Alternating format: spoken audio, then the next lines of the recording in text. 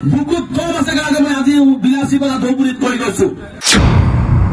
ঈশ্বৰ মানে আপুনি মেচিন লগাই দিয়ক। ৭১ৰ পিছত যদি এজন মুছলমান বাংলা দেখি দেখুৱাই দিব পাৰে, আপুনি খেদিব নালাগে। কলাৰত ধৰি বাংলাদেশ বৰ্ডাৰ আৰামছে পাৰ কৰাই উজনি অসমত সন্দেহজনক বাংলা দেখি বুলি খেদি ফুৰা মানুহখিনিয়ে বুজি পাব যে হিমন্ত বিশ্ব শৰ্মা হৈছে ভাৰতবৰ্ষৰ বুকুত ১ নম্বৰ বাংলাদেশীৰ ৰক্ষক। মোৰ মা যদি এটা আগত যায় হয়তো ট্ৰাইবেল বংশধৰ ওলাব। নিজৰ মাকক ভাল পাওঁ বুলি আমি কেতিয়াও আনৰ মাকক ঘৃণ নকৰো। মই যেনেকুৱা ৰেজাল্ট কৰি মোৰ মাকক শ্ৰদ্ধা কৰো, মোৰ বন্ধু মৃণাল কলিতা তাৰ মাককো মই সমানে শ্ৰদ্ধা কৰো, তাৰ মাককো মই মাতৃ হিচাপে গণ্য কৰো। এইটোৱে হৈছে আদৰ্শ ইছলামৰ, এইটোৱে আদৰ্শ মুছলমানৰ। এটা কথা ধৌপুৰীৰ মাটিত কৈ গৈছো, মুখ্যমন্ত্ৰীয়ে অসমীয়া জাতি ভাঙিব বিচাৰিছে, মুখ্যমন্ত্ৰীয়ে অসমীয়া জাতিক ধান মান কৰিব বিচাৰিছে, আৰু যাক আপুনি মিয়া বুলি তুচ্ছ তাচ্ছিল্য কৰিছে, ১০ বছৰ পিছত অসমীয়া জাতিক যদি ধৰি ৰাখে এই মিয়াসকলেই ধৰি ৰাখিব। আজি আমি এই প্ৰতিবাদ ফুটফাট কৰা নাই, এই প্ৰতিবাদ কৰিছো যে ভাৰতবৰ্ষৰ মাটিত অসমৰ বুকুত গণতন্ত্ৰ প্ৰলম্বিত হৈছে, সংবিধানক ধ্বংস কৰা হৈছে। কাৰ নেতৃত্বত কৰা হৈছে? ৰাইজে নিৰ্বাচন কৰি দিয়া, ভাৰতীয় সংবিধানৰ শপত খোৱা অসমৰ মুখ্যমন্ত্ৰী হিমন্ত বিশ্ব শৰ্মাৰ নেতৃত্বত অসমত গণতন্ত্ৰক খবৰ দিয়া হৈছে, সংবিধানক ধূলিসাৎ কৰি দিয়া হৈছে। এইটো আমি কোনো পদ্ধতিতেই নামানো। গণতন্ত্ৰ আমি ৰক্ষা কৰিবই লাগিব, সংবিধান আমি চলিবই লাগিব। আজি যিজন মুখ্যমন্ত্ৰীয়ে সংবিধানৰ শপত খায়, সকলো জাতি জনগোষ্ঠীৰ সমন্বয়ন সমবিকাশ আৰু সমমৰ্যাদাৰে তেওঁ নেতৃত্ব প্ৰদান কৰিব বুলি কৈছিল, এই কথাটো আজি স্পষ্টভাৱে প্ৰমাণ হৈছে যে তেওঁ মিছাৰ আশ্ৰয় লৈছিল। আৰু যিজন মানুহে সংবিধানৰ শপত খাই মিছাৰ আশ্ৰয় ল'ব পাৰে, বিশ্বৰ বুকুত ইয়াতকে মিছলীয়া মুখ্যমন্ত্ৰী ৰাজনৈতিক নেতা বিশ্বৰ বুকুত নাই, বিশ্বৰ বুকুত নাই। মই এটা কথা স্পষ্ট কৰি দিব বিচাৰিছো, উজনিৰ পৰা নামনি, মধ্যৰ পৰা বৰাক উপত্যকালৈ এটা ভুল মেছেজ দিয়া হয় যে আমছুৱে উচ্ছেদৰ বিৰোধিতা কৰিছে। মই স্পষ্টকে কৈছো, আমছুৱে উচ্ছেদৰ বিৰোধিতা কৰা নাই, কিন্তু হিমন্ত বিশ্ব শৰ্মা ডাঙৰীয়াই বাছি বাছি অমানৱীয়ভাৱে সংবিধান বহিৰ্ভূতভাৱে যি ধৰ্মীয় সংখ্যালঘুসকলক অন্যায়ভাৱে ভাৰতীয় নাগৰিকক উচ্ছেদ কৰিছে তাৰ বিৰোধিতা আমি কৰিছো। তাক যদি কোনোবাই ৰেজাল্ট কৰি বা আমছুৰ কৰ্মকৰ্তাক যদি কয় যে সন্দেহজনকৰ দালাল বাংলাদেশীৰ দালাল হাজাৰবাৰ কলেও আমি কেৰেপ নকৰো, কাৰণ আমি ভাৰতীয় নাগৰিকৰ পক্ষত কথা কৈছো, মানৱতাৰ পক্ষত কথা কৈছো। মুখ্যমন্ত্ৰী হিমন্ত বিশ্ব শৰ্মা ডাঙৰীয়াই হিটলাৰী শাসনৰ বিৰুদ্ধে কথা কৈছো, আমি কোনো বিদেশীৰ বিৰুদ্ধে কথা কোৱা নাই। বুকুত কম আছে কাৰণে মই আজি বিলাসী পৰা ধৌপুৰীত কৰি গৈছো। ধৌপুৰীত বহুতে ভাবে যে ধৌপুৰীটো বাংলাদেশৰ লগত নেকি, এই ধৌপুৰীৰ মাটিত মই কৰি গৈছো। ৭১ চনৰ পিছত যদি মই বেলেগত নাযাওঁ, এখোজ আগুৱাই গৈ গৈছো। মুখ্যমন্ত্ৰী হিমন্ত বিশ্ব শৰ্মা ডাঙৰীয়া আপুনি মেচিন লগাই দিয়ক। ৭১ৰ পিছত যদি এজন মুছলমান বাংলা দেখি দেখুৱাই দিব পাৰে, আপুনি খেদিব নালাগে। কলাৰত ধৰি বাংলাদেশ বৰ্ডাৰ আৰামছে পাৰ কৰাই দিব। বাংলাদেশীৰ ৰক্ষক আমি নহয়, বাংলাদেশীৰ ৰক্ষক আমি নহয়। অসমৰ অসমীয়া ৰাইজে ধৌপুৰীৰ পৰা হাতিয়ালৈকে হয়তো আজি বুজি পোৱা নাই।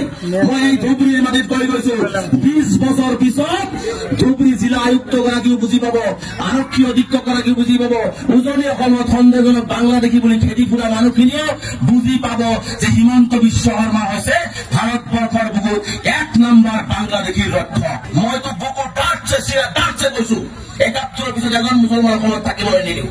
কিন্তু কোনো মানুহ ভাৰতীয় নাগৰিকক সন্দেহজনক কব, সন্দেহৰ কি অৰ্থ? বিদেশী এজন মানুহ ভাৰতীয় নাগৰিক, তাক বিদেশী সন্দেহজনক কব, তাক প্ৰতিবাদ কৰিব নোৱাৰিব, তাক কথা কব নোৱাৰিব, সেইটো কেতিয়াও হব নোৱাৰে। মই স্পষ্টকে কৈছো, এই সভাটো মই চেলেঞ্জ কৰিছো ধৌপুৰী জিলা কিমান মেচিনাৰী হ'ব লাগে। প্ৰফুল্ল কুমাৰ মহন্তৰ মেচিনাৰী হোৱা নাছিল? আমাৰ মানুহ হিয়াৰিং দিব যায়, লাইনত গৈ আমাৰ মাতৃসকল ডেলিভাৰী হোৱা নাছিল? মৃত্যু হোৱা নাছিল? NRCৰ কাম হ'বলৈ যায়, গাড়ী এক্সিডেণ্ট হৈ শিৱসাগৰ যোৱাৰ নামাৰ মৃত্যু হোৱা নাছিল? ধুবুৰীৰ মানুহ ৩০ আমি ভাৰতীয় নাগৰিক। এটা ভাৰতবৰ্ষ, এটা ভাৰতবৰ্ষ গণতান্ত্ৰিক দেশখনত এটা শ্ৰেণীৰ মানুহক সদায় নাগৰিকত্বৰ প্ৰমাণ দিব লাগিব। আৰু তুমি কা বলবৎ কৰি লাখ লাখ বাংলাদেশী লৈ আহিবা, এইটো হ'ব পাৰে নেকি? আজি 2 দিন আগত মই উচ্চলৈ কথাটো 5 মিনিট পিছত আহিম। কথাটো বুজি পাইছে? কথাটো আমি মেছেজটো দিব লাগিব নামনীয় প্ৰয়োজনীয়খনলৈকে। আপোনালোকে 2 দিন আগত দেখিছে নাই? আমি তো বহুতেই ভাগ হৈ গৈছো। গৰিয়া মৰিয়া দেশী জুহা আমি ভাগ। মই ধুলবিৰি মাটিত গৈ গৈছো। মই এজন গৰিয়া মাতৃৰ গৰ্ভত জন্মগ্ৰহণ কৰা সন্তান। মই এজন গৰিয়া মাতৃৰ গৰ্ভত জন্মগ্ৰহণ কৰা সন্তান। মোৰ মাৰ যদি এটা চাহ আগত যায় হয়তো ট্ৰাইবেল বংশধৰ ওলাব। আৰু সেইজন মানুহে আমি কিয় কৈছো? আমি মানৱতাৰ পক্ষত কথা কৈছো। য'তে অন্যায় হৈছে অন্যায়ৰ পক্ষত কথা কৈছো। আজি যদি ইয়াত দেশী কোনোবাই বিপদত পৰে, কোনোবাই যাওক বলে যাওক, সমগ্ৰ সংখ্যালঘু ছাত্ৰী ইউনিয়ন আঞ্চলিক পতাকা লৈ সন্মুখৰ পৰা নেতৃত্ব গ্ৰহণ কৰিব। আমি সংখ্যাগুৰুকো বেয়া নাপাওঁ, নিজৰ মাকক ভাল পাওঁ বুলি আমি কেতিয়াও আনৰ মাকক ঘৃণ নকৰো। মই যেনেকুৱা ৰেজাল্ট কৰি মোৰ মাকক শ্ৰদ্ধা কৰো, মোৰ বন্ধু মৃণাল কলিতা তাৰ মাককো মই সমানে শ্ৰদ্ধা কৰো, তাৰ মাককো মই মাতৃ হিচাপে গণ্য কৰো। এইটোৱে হৈছে আদৰ্শ ইছলামৰ, এইটোৱে আদৰ্শ মুছলমানৰ, এইটোৱে আদৰ্শ। আমি কেতিয়াও কাৰো লগত বিভাজনৰ ৰাজনীতি কৰা নাই। মুখ্যমন্ত্ৰী চাইছে আজি বহুতে আমাৰ মাজত বিভাজন কৰিছে। আমি কোৱা নাই যে কোনোবাই বাংলাদেশীৰ পক্ষ ল'ব লাগে। আজি যেতিয়া দেশী ভাইসকলৰ আজি গৰিবুৰৰ 2জন ভূমিৰ 2জনকে মহিলাক যেতিয়া বাংলাদেশ বৰ্ডাৰ পুছবেক কৰি থৈ অহা হ'ল, তেতিয়া সেইসকল নেতা ক'ত গৈছিল? কিন্তু মই সন্মুখৰ পৰা চিঞৰিছো যে এইসকল ভাৰতীয়, এইসকলক মুখ্যমন্ত্ৰীয়ে চাৰ্টিফিকেট দিয়া খিলঞ্জীয়া। এশবাৰ চিঞৰি আজি চৰুৱা ভাষাত উচ্ছেদ হৈছে। মুখ্যমন্ত্ৰী যোৱাকালি বিজেপি কি কৈছে? মইতো গৰিয়া মৰিয়া জোলহাসকলক মাতি দিয়াৰ কথা কোৱা নাই। মুখ্যমন্ত্ৰী ডাঙৰীয়া নিউজ নাচায়, মিনিটে নিউজ চায়।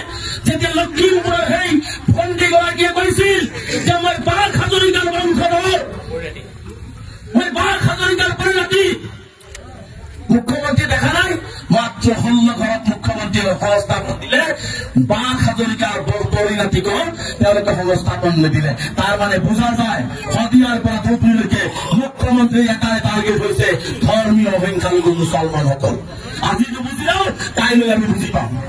মুখ্যমন্ত্ৰী যোৱাকালি মই আপোনালোকে টিভিত চাইছিলে নে মই নাজানো, তাতে কি কৈছে যে বেংগলী, বিহাৰী, মাৰোৱাৰী, খ্ৰীষ্টান, জৈন, হিন্দু, বড়ো কোনো মানুহৰ ভূমিৰ সমস্যা নাই।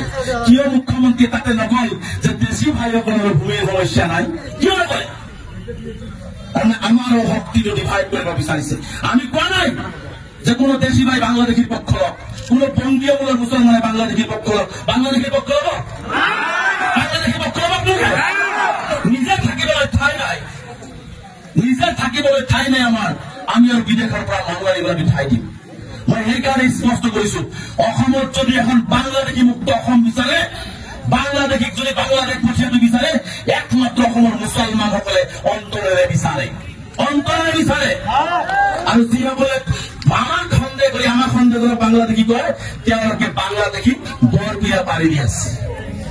আমি বাংলাদেশী ডক্টৰ বেতন দিছো, আমি বাংলাদেশী ডক্টৰ বেতন দিছো।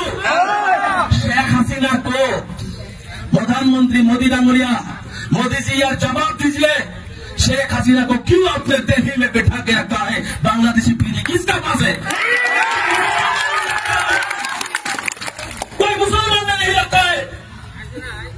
बांग्लादेशियों को इंडिया में जगह कौन दिया है? मोदी जी ने दिया है। ये हिमंत विश्व शर्मा आप भी जान लीजिए, आपका प्राइम मिनिस्टर बांग्लादेशी को आप इंडिया में जगह दे रहा है। हम लोग बांग्लादेशी के खिलाफ बांग्लादेश जाना पड़ेगा। ये बात सही है। गति हमारे कथा स्पष्ट, बांग्लादेशी नामक কোনো অন্যায় অত্যাচার হবলৈ দিয়া নহব। আমি স্পষ্টকে কৈছো। গতিকে এই ধৰণৰ উজনীয়া সময়ত এটা মেছেজ দিয়া হয়, আরে ভাই মিয়া কোনো জাতিয়ে নাই, মিয়া এটা সম্মানীয় শব্দ। আপনি বিহার, গুজরাট, বেঙ্গল চলে যাব, কৈ দিয়ে মিয়া ভাই কেঁচা হয়, আপ কেঁচা হয়, তাই নাই? আমার জনম মানুহবিলাকে মিয়া, আৰু তেওঁলোকে লুঙ্গি দাড়ি পিন্ধা মানুহ দেখিলে বংগীয় মূলৰ ভাষা ক'লেই মিয়া মিয়া বুলি তেওঁলোকে আমাক তুচ্ছ তাচ্ছিল্য কৰে। এটা কথা ধুবুৰীৰ মাটি নকয়, মই কৈছো মুখ্যমন্ত্ৰী অসমীয়া জাতি ভাঙিব বিচাৰিছে, মুখ্যমন্ত্ৰী অসমীয়া জাতিক ধান কৰিব বিচাৰিছে, আৰু যাক আপুনি মিয়া বুলি তুচ্ছ তাচ্ছিল্য কৰিছে 10 বছৰ পিছত অসমীয়া জাতিক যদি ধৰি ৰাখে এই মিয়াসকলেই ধৰি ৰাখিব।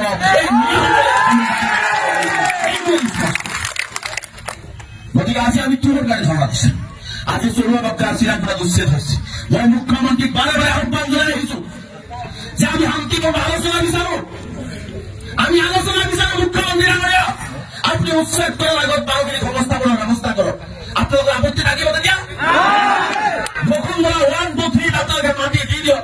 আমি বিচৰা নাই 50 বিঘা 60 বিঘা মাটি, আমাক এটুকুৰা টকাৰ মাটি দিলেই হ'ল। আমি যেহেতু গৰাখহনীয়া পীড়িত 1950 চনৰ পৰা 2025 চনলৈ প্ৰায় মুছলমানৰ 18 লাখ বিঘা মাটি ব্ৰহ্মপুত্ৰই খহাই লৈ গৈছে। এইখিনি মুখ্যমন্ত্ৰী হিচাপ ৰখা দৰকাৰ। প্ৰায় 30 লাখ মানুহ 1950 চনৰ আজিৰ তাৰিখলৈকে আজি ব্ৰহ্মপুত্ৰৰ কবলত পৰি গৃহহীন হৈছে। সেই মানুহখিনিক সংস্থাপন দিয়াৰ দায়িত্ব কাৰ? চৰকাৰৰ হয় নাই? চৰকাৰ হয় নাই? মুখ্যমন্ত্ৰীয়ে যদি আজি বসুন্ধৰা 1, 2, 3 মানুহখিনিক মাটি দিলেহেঁতেন আজি আমি এনেকুৱা জনসভা কৰিব লাগিলেহেঁতেন, কিন্তু তেওঁ নিদিয়ে। তেওঁ সদায় পিছফালৰ পৰা কাপোৰ ঘৰ দৰে আক্ৰমণ কৰে। মই মুখ্যমন্ত্ৰীক কৈছো ফ্ৰণ্ট লাইনৰ পৰা আহক, আলোচনা কৰক। আলোচনাৰ জৰিয়তে যিটো সমস্যাৰ সমাধান কৰিব পাৰি সেইটো আপুনি পুলিচ লগাই উন্নত দূৰত্বৰ পৰা মানুহক ঘূৰিয়াই হত্যা কৰি আপুনি কেৱল মাত্ৰ 26ৰ গাদী দখল কৰিব পাৰিব, কিন্তু ৰাতি শান্তিত আপুনি শুই থাকিব নোৱাৰে। পৃথিৱীৰ কোনো ৰজাই তোমাৰ মুখৰ ভাত কাঢ়ি লৈ, পৃথিৱীৰ কোনো ৰজাই কোনো মাতৃৰ মুখৰ ভাত কাঢ়ি লৈ, কোনো শিশুৰ মাকৰ দুগ্ধ কাঢ়ি লৈ কোনো মানুহে শান্তিত শুই থাকিব পৰা নাই। এই কথাটো মুখ্যমন্ত্ৰীয়ে জনা উচিত। আজি আপুনি আমাৰ ঘৰ ভাঙিছে, আমাৰ মাতৃসকলৰ মুখৰ ভাত কাঢ়ি লৈছে, বৃদ্ধ পিতৃ মাতৃসকলক আপুনি আত্মঘাত কৰিছে, চকুলো বোৱাই দিছে, কিন্তু আপুনি মাৰি শেষ কৰিব নোৱাৰে।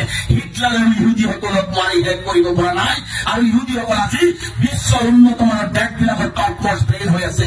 আজি আপুনি যিমানেই মাৰিব, যিমানেই অত্যাচাৰ কৰিব, সিমানেই আমি গণতান্ত্ৰিকভাৱে সংবিধানক বিশ্বাস কৰি কলমৰ জৰিয়তে আমি যুদ্ধ চলাই আমি মানুহ হিচাপে অসম তথা ভাৰতবৰ্ষক বিশ্বৰ দৰবাৰত চিনাকি দিবৰ কাৰণে আমি আগবাঢ়ি যাওঁ। মানুহক দমন কৰি ৰাখিব নোৱাৰে। ইতিহাস সাক্ষী আছে, ইতিহাস সাক্ষী আছে। ইতিহাসে যেতিয়া যিদিনাখন আমাৰ ভাগ্যৰ পৰিৱৰ্তন আৰম্ভ কৰিব, মুখ্যমন্ত্ৰী 25টা 50টা ৰাখিলেও আমাৰ ভাগ্যক আপুনি ৰখাব নোৱাৰে। আজি মই মুখ্যমন্ত্ৰী বাৰে বাৰে কৈছো যে আপুনি, আমি মেমৰেণ্ডাম দি আছো, আমি ডিষ্ট্ৰিক্ট জনাই আছো যে এইসকল মানুহক মাটি ক'ত দিয়ে, মাটি দিয়া হ'ব ক'ত দিয়ে? আপোনাৰ এই চহৰত 2 চাইডে ব্ৰহ্মপুত্ৰ নদী, তাৰ মাজত মানুহ থাকিব লাগে, হয় নাই? মই মুখ্যমন্ত্ৰীক আহ্বান জনাইছো, য'ত আপুনি মাটি দিব বিচাৰিছে ধুবুৰী জিলাৰ আয়ুক্তগৰাকীক, আৰক্ষী অধীক্ষকগৰাকীক আৰু আপোনাৰ 2জন কেবিনেট মিনিষ্টাৰক আপুনি সেই মাটিত 6 ঘণ্টা সময় জীৱন নিৰ্বাহ কৰিব দিয়ক। আমি 600 বছৰ থাকিবৰ কাৰণে প্ৰস্তুত আছো। এই ভূমি আমাৰ দিব লাগবে, ভারতীয় নাগরিক। আমি বেচার নাই মুখ্যমন্ত্রী সংখ্যালঘু 600-700 বিঘা মাটি দখল করেছে। পৃথিবীর কোন মুসলমান দেখি কোন মুসলমান 600